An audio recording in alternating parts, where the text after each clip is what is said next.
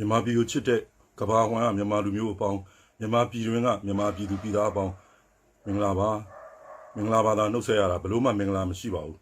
ခါတိုင်းနေ့တွေဆိုခုလိုဖေဖော်ဝါရီလ14ရက်နေ့မနေ့ဆိုရင်ဟာလာအင်တာနက်ကလည်းဖော်လွတ်လပ်ပျော်ပါနဲ့ချစ်သူတွေဘလောက်ပျော်နေကြ message တွေပို့နေပြီးတော့ Facebook မှာဘလူးပြန်နေမဲ့နေ့ပေါ့ဗျာအခုလူတွေ Valentine Day ဆိုတာမေ့တော်မေ့နေကြမယ်ထင်ပါတယ်ဘာကြောင့်လဲအင်ပဒန်ရုပ်မာတဲ့စစ်တပုံတက်အုပ်စီးနေလို့ပေါ့နော်အဲ့တော့ကျွန်တော်အခုပြောချင်တဲ့အဓိကချက်ကတော့အခုတလောမိကြတာပေါ့နော်ညဘက်သကောင်းရမ်းမှာမတမာသူတွေမီးရှိုးဖို့တို့ဓာတ်တွေထုတ်တင်နေမိတာအဲ့ဒါဘယ်ရစလဲဆိုရင်ဟိုနေ့ကထောင်ကလူတွေထောင်ခါပြီးတော့ပဲစတယ်တချို့တွေလည်းထောင်ထွက်လက်မှတ်တွေပါတယ်မနေ့ကလည်းကျွန်တော်ဟိုခလေးလေးအမရပူရာနာမှာပတ်စံ9သိန်းပေးမီးရှို့ခိုင်းတာကျွန်တော်အင်္ဂလိပ်လိုဘာသာပြန်ပြီးတင်ပေးထားပါဒါတွေအားလုံးသိပါတယ်အဲ့တော့ဟိုရှေးတုန်းကဆိုတော့ဒီမိတဲ့လူဘာပြောကောင်းလဲအယိုးသားတော်ရှာလို့ရမှာမို့အခုကျတော့လူတွေကလည်းအင်မတန်ကိုဟိုနားလေလာပြီးသတိရှိတယ်ပညာသားပါလာတော့ဘလို့မှသူတို့ဟိုနှိမ့်ဆက်ခြင်းမပြုမေးကြတာပဲရှိတာပေါ့နော်အဲ့တော့ကျွန်တော်အထူးကစိတ်ထဲမှာတွေးမိတာပေါ့နော်ကျွန်တော်လည်းဟိုညီလေးများအကြံပေးတာကလူတိုင်းအဲ့ဒီဖမ်းမိတဲ့သူတိုင်းတော်တော်များများမှာလေဘင်းနှစ်ဖက်မှာစိတ်ထိုးထားတာတွေ့ရတယ်ဗျအဲ့ဆေးရဲ့အတိမ်နဲ့ပေါ်မူတည်ပြီးရှို့ကလည်းတော်တော်ကြီးကိုမပြောနိုင်တော့ဘဲနဲ့ငောင်းနေတာပေါ့နော်တချို့ကမနေ့ကခြာတိတ်ဆိုနည်းနည်းသတိလေလာတဲ့အချိန်မှာနည်းနည်းပြောနိုင်တယ်ပေါ့အဲ့တော့ဒီဆေးဟာဘာဆေးလဲဆိုတာဆရာဝန်ကြီးတွေသိမယ်အဲ့တော့ဒ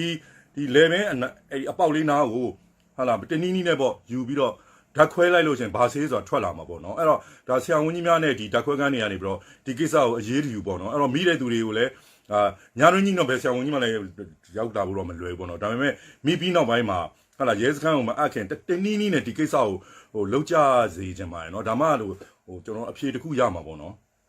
်နောက်တစ်ခုကျွန်တော်တို့88နဲ့နမူနာပေးကြတာပေါ့နော်88ကဆိုရင်တချို့မမီလိုက်ကြဘူးပေါ့88ဆိုတာလွန်ခဲ့တဲ့33နှစ်ဆိုတော့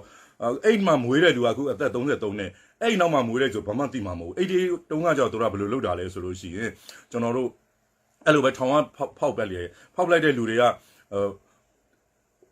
ထောင်ကဖောက်ပြီးလွှတ်လိုက်တဲ့လူတွေကဒါပြည်သူတွေထဲမှာရေအိုးထဲမှာစိတ်ခတ်တယ်ဘာညာဆိုပြီးတော့သတင်းတွေပြီးတော့ပြည်သူလူထုအစ်စ်ကသူတို့ကိုခေါင်းဖြတ်တတ်အောင်လုပ်တယ်ဗျခေါင်းဖြတ်တတ်ဖို့တွေးထိုးတဲ့လူတွေရှိမှာပေါ့နော်ခေါင်းဖြတ်တတ်တဲ့ခါမှာလည်းသူတို့ဒီခေါင်းဖြတ်နေတဲ့အချိန်မှာဖြတ်ဖို့ကြိုးစားတဲ့အချိန်မှာရောရုံးချင်းကန်ချင်းမရှိဘဲနဲ့ထုံးပေးဖြစ်နေတယ်အဲ့လိုဖြစ်အောင်လဲဆေးတွေထိုးလိုက်တာပေါ့နော်အဲ့တော့ဒါပေမဲ့ကမ္ဘာအမြင်မှာဘယ်လိုဖြစ်သွားလဲဆိုလို့ရှိရင်လူချင်းတောင်ခေါင်းပြတ်တတ်တဲ့သူတွေဆိုတော့ပြည်သူလူထုကအပြစ်ကြီးဖြစ်သွားပြီးတဲ့အပြင်အဲ့ဒီအချိန်တုန်းကတက်အုပ်ချုပ်နေစိုးရကမရှိဘူးကျွန်တော်အတမ်းမကြားရဘူးလေဟုတ်ပါလာ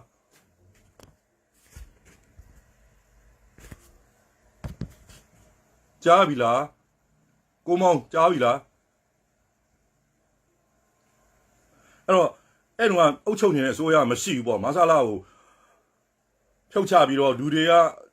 အားကိုးစရာအစိုးရမရှိဖြစ်နေတဲ့အချိန်ဖြစ်နေတဲ့အတွက်ဟာလာလူတွေကလည်းအဲ့လိုမျိုးခေါင်းတောင်ဖြတ်တယ်အမှန်တန်ကိုဆိုးရွားတဲ့လူတွေဖြစ်တယ်သူတို့ကအာဏာသိမ်းမှဖြစ်မယ်ဆိုတော့အနေထားမျိုးကဘာလည်းတိတ်မငင်းတော့မယ်လက်ခံလိုက်တဲ့ပုံစံမျိုးဖြစ်သွားတာပေါ့နော်အခုကအဲ့လိုမဟုတ်ဘူးအစိုးရကြီးရှိရသားနဲ့တက်မဲ့အစိုးရရဲ့လွတ်တော်ကျင်းပကန်ကြီးမှာမဲမတမမအောင်ဆိုအကြောင်းပြပြီးတော့ဇွတ်တက်ပြီးတော့ဟိုအာနာလူပြီးတင်လိုက်တာဖြစ်တဲ့အတွက်အနေထားတော့တူတော့မတူဘူးထို့အတူပဲပြည်သူလူထုကအဲ့တုန်းကလို့အရင်ဆိုင်နေလို့မထင်အောင်ရင်ကျေးဖို့အရန်ကိုအရေးကြီးတယ်အခုလဲတော်တော်ကြီးကိုဟိုကဘာကိုပြတာနေပါပြီပြည်သူဘက်ကရိုင်းနေတာဘာများရှိလို့လဲရဲကထွက်သွားတော့မကျင်တဲ့လို့ရေဘူးနဲ့ပေါက်တာလောက်ကဘာဖြစ်သေးလဲအဲ့တော့အခုဖမ်းမိတဲ့လူတွေကိုပြည်သူလူထုကလုံးဝဒေါသနဲ့စိတ်လိုက်မှာဘာမှမလုပ်တာတွေ့ရတာအင်မတန်ကိုကောင်းပါတယ်အဲ့တိုင်းပဲထိန်းသိမ်းထားပဲဒါပေမဲ့ကျွန်တော်စိတ်ထဲမှာစိုးရိမ်တာတခုကအဲ့လိုပဲပြန်လွတ်လိုက်တာကြီးတော့တခုခုတော့မဟုတ်သေးဘူးဗျအဲ့တော့ဒီကောင်မျိုးတွေဒီအားလုံးဆက်ပြီးဘာမှမလုပ်နိုင်အောင်ဒီလူကတနေရာမှာဖမ်းချုပ်ထားတယ်အပြစ်ဖြစ်မလားမသိဘူးလူတွေကတခိုးထင်လို့ဝိုင်းရိုက်ပါလေဆိုပြီးတော့ခြေထောက်တစ်ချက်လောက်ကျိုးအောင်ရိုက်လိုက်ဗျာအဲ့လိုပြောတာကြောင့်အခုဆိုဖြစ်မလားမသိဘူးသဘောပြောပါတယ်အဲ့ဆို तू ဘယ်လိုမှဘာမှလုပ်လို့မရတော့ဘူးပြီးတော့ဖမ်းမိတဲ့နေရာမှာပဲသူ့ကိုထားလိုက်ဒါမှမဟုတ်လည်းရဲကသူ့ကိုလာခေါ်သွားပေါ့ဒါရဲရဲ့တောင်းဝင်မဲ့သူတို့ရဲချင်းပင်းထားတာမပင်းထားတာအရေးမကြီးဘူးဒီကောင်ကြီးနောက်ထပ်ဒီသူ့ခြေထောက်နဲ့လှုပ်ရှားသွားဘာမှလုပ်လို့မရတော့တော့အောင်လုပ်ပြရမယ်တတ်ဖြစ်ဖို့လည်းမဟုတ်ဘူးနော်အဲ့လိုမျိုးပြည်သူနည်းနည်းစဉ်းစားကြပါနော်နောက်ဒီကောင်အဲ့လိုမျိုးကောင်တွေကိုမိတဲ့အခါမှာနော်အဲ့ဒါမှဟိုဘယ်လိုကောင်းမလဲသူလည်းနောင်ဘာမှဆက်လဲနှောက်ရှက်လို့မရဘူးဟာလားဟိုဒီကောင်တွေကိုခိုင်းတဲ့လူတွေလည်းနည်းနည်းစဉ်းစားကြဖြစ်သွားအောင်ပေါ့နော်အဲ့တော့88နဲ့ရှင်တဲ့ခါမှာကျွန်တော်တို့ဒီဘက်အခုချိန်မှာအားသာချက်တွေအများကြီးရှိပါတယ်88တုန်းကအုပ်ချုပ်မဲ့ဆိုရမရှိပါဘူးမရှိတဲ့အတွက်တို့ကအာဏာသိမ်းရတာဟိုသဘာဝကျတယ်လို့ဖြစ်သွားတာပေါ့အခုချိန်မှာတော့အဲ့တော့ဂိုးတောင်တွေဖောက်တာတွေလည်းရှိတယ်ဗျာအများကြီးပဲ ဒါတွေကလည်းသူတို့စဖွင့်ပေးလိုက်တာပါဗျာကိုတော်တော့ဘယ်သူမှရမှာလေနော်နည်းနည်းလေးစပေးလိုက်တော့လူတို့ကအဆိုးဆိုတာဖြစ်အောင်လှုပ်လိုက်တာပေါ့နော်အဲ့မှာလူတွေကလည်းပြောက်တော့ပေါ့နော်အခုခေတ်လို့စီကန်းလည်းမရှိကြတဲ့ခါကျတော့စအရေးတော်ပုံစခဲ့တဲ့လူတွေခင်ဗျာနစ်နာသွားတာပေါ့နော်အားလုံးကစီးပြက်ကံပြက်တွေမျိုးစုံပါသွားတဲ့အတွက်88အရေးပေါ်ပုံကြီးကအကြီးတန်သွားတာပေါ့နော်အခုကတော့ဘလို့မှအကြီးမတန်တဲ့အတွက်ပြည်သူလူထုကမမှားဖို့လိုပါတယ်နော်အဲ့တော့ခုလိုမိနေတဲ့လူတွေကိုခုနကကျွန်တော်ပြောလို့တင်းနီးနီးနဲ့သူတို့ဆက်ပြီးတော့နောက်တနေ့ညနေမှာပြန်ပြီးတော့အတင်မရဲနိုင်အောင်တင်းနီးနီးသူတို့လမ်းမလျှောက်နိုင်အောင်တခုလှုပ်လိုက်ပါဗျာကျွန်တော်လည်းတရားဥပဒေကမပြောတတ်ဘူးအကောင်းဆုံးအိမ်တိမ်မှာချုပ်ထားပေါ့ဘာဖြစ်လဲချုပ်ထားဆိုတာသူအပြစ်လည်းမဖြစ်အောင်လွတ်ပေးထားဘာမှကြိုးချီထားကြမလို့အခန်းတစ်ခန်းမှာပွင့်ပေးထားအစားတော့ကျွေးအဲ့လိုမျိုးရက်ကွက်တော့အိမ်တိမ်မရှိဘူးလားအဲ့လိုလှုပ်ထားတဲ့အတွက်အပြစ်ဖြစ်ပါမလားဖြစ်မယ်မထင်ပါဘူးဗျာဒီကြားထဲမှာအများကြီးကျွန်တော်တို့ဆက်သွယ်လို့ရတယ်နော်တင်းတောက်တွေပဲဖြစ်ဖြစ်နိုင်ငံတကာဘလို့မဖြစ်အများကြီးဆက်သွယ်လို့ရတယ်ကျွန်တော်လည်းဒီကနေတန်းလန်းအကြံပေးနေရတာကိုဆရာကြီးလုံနေတာမဟုတ်ပါဘူးဗျာကျွန်တော်တို့ဘလို့မှမတတ်နိုင်လို့ပါကျွန်တော်စေတနာနဲ့ပြောနေတာပါကျွန်တော်ပြောတဲ့ live တွေအားလုံးမှာစေတနာတစ်ခုအများနဲ့ပါပါတယ်ကျွန်တော်ဒီလိုအချိန်ကြီးမှထပြီးနာမည်ကြီးအောင်လဲအန်ရတောင်များသေးတယ်ကျွန်တော်ခုလိုထတာပြောနိုင်ငံခြားမှာနေတယ်ဆိုမှလည်းအန်ရပါပဲကျွန်တော်နေတဲ့နိုင်ငံကလက်ရှိဆိုရဆန့်ကျင်တဲ့နိုင်ငံမဟုတ်ပါဘူးဒါကျွန်တော်ပြည်သူလူထုအတွက်ကျွန်တော်တွေးမိတဲ့အကြံဉာဏ်လေးကိုပြောနေခြင်းဖြစ်ပါတယ်နောက်တစ်ချက်ကဒီရေးအခင်းကြီးကပေါ့တန်လူတွေသဘောထားမှာကျွန်တော်အရန်ကိုစိုးလုံးလို့ဖြစ်ပါတယ်ခင်ဗျာလူတိုင်းကတွေးကြည့်ကြပါအင်မတန်ကိုနစ်နာစရာစိုးရိမ်စရာကောင်းပါတယ်2015စပြီးတော့ NLD ဆိုရနဲ့ဒေါ်စုနဲ့စ조사ပန်းစားတိဆောက်ခဲ့တဲ့နော်နိုင်ငံတော်မှာဘက်ပေါင်းစုံကတိုးတက်ဖို့မျိုးစပေါ့နော်ဒီအပင်လေးကပျက်စီးသွားပြီအခုနေကဲအမေစုတွေပြန်လာပါတော့မင်းအောင်လည်းထိုင်အမေစုကတော့တောင်မှသူတို့ဖျက်ဆီးလိုက်တဲ့ဟာလားစာရွက်စာတမ်းတွေရောပါရောအများကြီးနစ်နာသွားပြီနော်တော်တော်ကိုပြန်လုပ်ယူရမှာနဲ့ထားပါတော့အဲ့လိုဖြစ်ရင်ကိုကျွန်တော်ကဝမ်းသာအောင်မှာအဲ့လိုမဖြစ်များမဖြစ်ခဲ့ရင်ဒီကောင်တွေဒီပြည်သူလူထုလို့သဘောထားတာကိုမဟုတ်ဘူးနော်မနေ့ကခုလိုမျိုးတွေသာကြည့်တော့ပြည်သူတွေကိုပဲပြည်သူချင်းချင်းတိုက်ပြီးတော့အကျဉ်းစာရိတ္တပျက်စီးအောင်ပတ်စံပေးပြီးဖျက်ဆီးနေတဲ့ကောင်တွေအဲ့တော့သူတို့ကြိုက်နေလူတွေစဉ်းစားပါအခုခိုင်းနေရအားလုံးကစစ်တပ်လည်းမဟုတ် NLD လည်းမဟုတ်တဲ့ဂျားရဲ့အဖွဲ့အစည်းတစ်ခုကခိုင်းနေမှာလို့ခင်ဗျားပြောအောင်မလားပြောရင်ခင်ဗျားယူနေလို့ပဲအဲ့တော့လက်ရှိစေအုပ်ချုပ်ရေးကိုတောင်းယူထားတဲ့လူတွေက TV ရှိမှပေါက်ကြရတယ်အတန်ကောင်းခဲ့ပြီးပြန်လုတ်ပြီးတော